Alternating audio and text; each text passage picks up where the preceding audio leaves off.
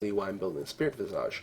But it also reduces ability cooldowns by 12%, which is awesome, because, I don't really have a mana management issue. I can pretty much just use things whenever the cooldown is up, so that certainly is quite nice.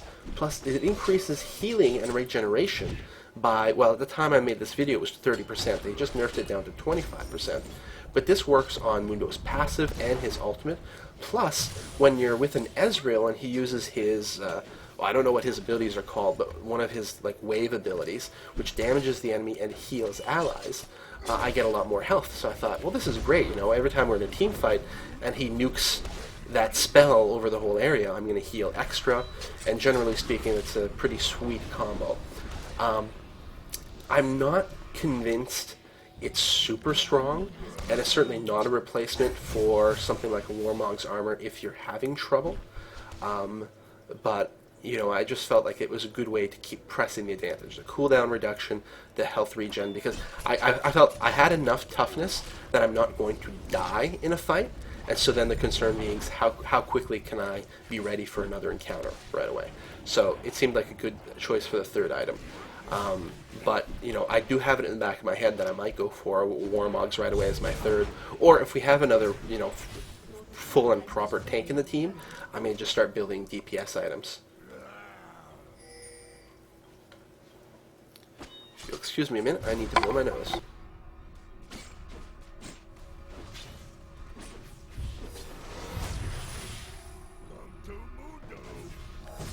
There we go. So yeah, feeling better, but not fully recovered yet. So we're going to push forward on this tower. We are going to be able to knock down their heroes. There we go. It's always a little tough when you jump in on one of these places to decide what to attack. My team definitely did the right thing by pressuring the heroes, and I should have taken a pot shot on the heroes just to grab the tower aggro myself, but I wasn't entirely confident that my team was going to be aiming for the heroes themselves yet. It's one of those things where if we were communicating on vent, we could have called out, kill Cho'Gath, or, well, not, that would have been a bad call, kill the non-tank, and then I would have focused exclusively on them right away. Still, it worked out. We got one kill, we got them low, we killed the turret, but now it's time to go back because we are low in health. So I'm going to finish my Spirit Visage, or, no, I don't go back. I decided there's no one around, I'm going to get a little bit more money, finish off this creep wave. I don't think I'm going to push forward any more solo. Although my health regenerates so quickly, that's what's so nice about Mundo. Is like, I'm at half health, better go home. And then you're like, oh, well, by the time my teleport is almost done, I'm almost full again. But yeah, I can't press on solo, not against three of them. Our Sivir's not too far away, but I think she's busy getting the blue buff. But Ezreal is back. Twisted Fate's coming up the river. Sivir may come and join us as well. Definitely harass. One thing that's nice about the cleaver is it does it has a certain minimum damage, but it also, what it actually does is a percentage of your opponent's current health. So it does so much damage on tanks. It's great. Well, Tristana actually sneaks up behind us. She is playing a little bit tricky, and she does take a few pot shots at me, including using her healing reduction. But it's not going to bother me too much. We're able to slow down Nasus, slow him down again with the cleaver, take him down despite the ult. Our Ezreal and Twisted Fate are doing excellent damage. Twisted Fate's got both those buffs going on, so that's quite good. We're going to chase down the Ezreal, miss him with the cleaver. I'm going to try to cut him off this way. Now, he's hard to catch because he can teleport, and something, including leaping over walls. Throw cleaver in the bush. No, he's not there. Damn it. Oh, he's continued down the river, and he's actually going to be taking a left here. Why? Okay, he's got the Soroka. Our Twisted Fate jumps in. I slow Ezreal down with a cleaver. Our Ezreal's able to do his teleport move, finish him off, and then we get Soraka. Which is pretty good. I mean, ideally, a lot of times in those fights you want to focus on Soraka first, but we are still locked on to Ezreal, and as long as you're focusing to all as one team, you're going to be doing okay. So now, even though I'm at full health, I'm like, okay, I got tons of money, I got to go spend it. Spirit Visage gets finished, and then what do I get? Well, again, I am the only tank, but this fight we are kind of rolling over them pretty well. They're still not able to kill me. So I say, okay, I don't really need any more health, more durability. I'm tough enough as is. Let's just get some extra DPS so I can kill people better. And especially take down towers faster. We'll finish this off. Now, I've got Masochism as an ability. What it does is it adds extra damage to my base attack. But Mundo attacks very slowly. So being able to increase his attack speed goes a long way to increasing his DPS. He doesn't really need more damage per attack. He needs to attack faster.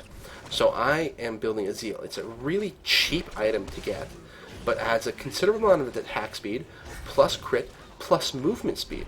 Once you get a Zeal, it really does make a difference in helping you chase things down, especially since you're not getting Boots of Swiftness very often with Mundo. Take a couple of smacks at the tower here, and then they leap in after us. I'm going to protect our Sivir. Again, I'm still feeling totally confident here that they don't have enough damage to kill me. In fact, that's definitely the case. Where am I here? I lost track of myself for a sec. There's just too much damage going down. Oh, our Ezreal goes down from the Cho'Gath. We chase Cho'Gath but aren't able to kill him. He escapes with a sliver of health. Their Ezreal throws an ultimate down here. Does wing us a little bit, but we're going to be able to take out the tower.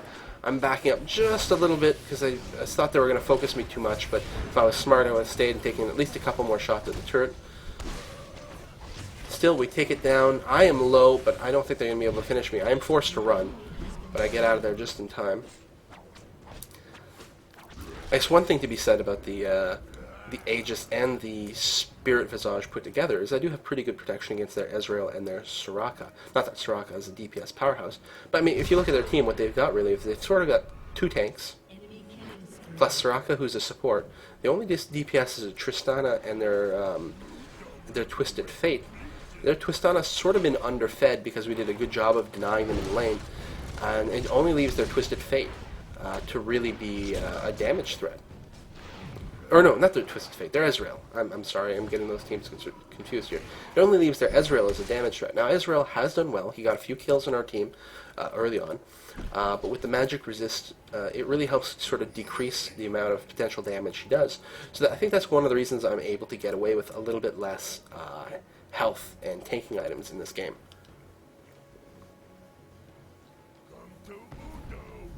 Though I'd have to say, I would be lying if I said that I really thought about all that when doing my itemization at the time. You know, this is all in hindsight.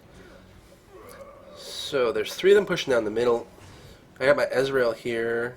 Oh, their Cho'Gath comes through. I'm going to take a shot. But we're not really able to run in. It's just the 2 of us. Although we got a Katarina close by. I'm going to back up there. Don't really want to be caught out in the open. Okay, they are coming for us. They're trying to surround us, which is a nice idea, but in practice what it means is it splits their team. We're able to take down the Ezreal right away. Like, we can focus our DPS like mad on their squishy, vulnerable characters. I'm chasing down Soraka. Now, in that, Cho'Gath is able to get a Twisted Fate, so maybe it's unfortunate that I left. I don't know. It's too bad I wasn't watching down there to see exactly what happened.